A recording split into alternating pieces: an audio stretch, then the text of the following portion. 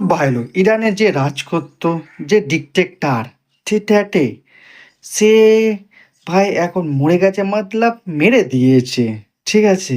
আর ভাই একদিকে ইরানে ভাই সব লোক খুশি মানাচ্ছে যে ভাই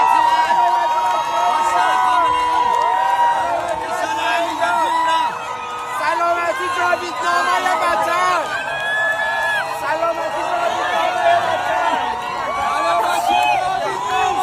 ভাই ডিকটেক্টরের হাত থেকে অনেক বেঁচে গেছি। অনেক কিছু রুলস ভাই অত্যাচার করে বেড়াতো, এই করবে না সেই করবে না, অনেক কিছু লাগু করেছিল। ঠিক আছে। তারা খুশি মানাচ্ছে যে বেঁচে গেছি আমরা। আর একদিকে ইন্ডিয়ার লোক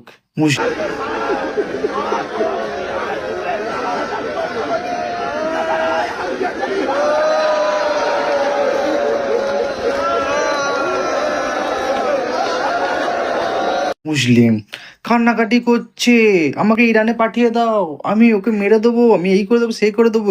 ভাই আমি একটা কথা জানতে চাই, তুমি কি ইরানের ছিলে না তো? ভালো করে হিস্ট্রি পড়ে দেখবে, ভালো করে জিনিসগুলো দেখবে। তুমি যদি ইরানে থাকো তাহলে বুঝতে পারতে ভাই ওখানে লোকেরা কেন খুশি মানাচ্ছে, কেন ভাই মদ ফদ খাওয়া বই করছে, কেন ওরা বেঁচে গেছে, ওরা খুশি মানাচ্ছে এই জন্যে যে আমরা একটা লোকের কাছ থেকে বেঁচে গেছি, এতদিনের আজাদি পেয়েছি। তাই না? আমাদের ইন্ডিয়ার লোক এখানে মুসলিমরা কান্নাকাটি করছে।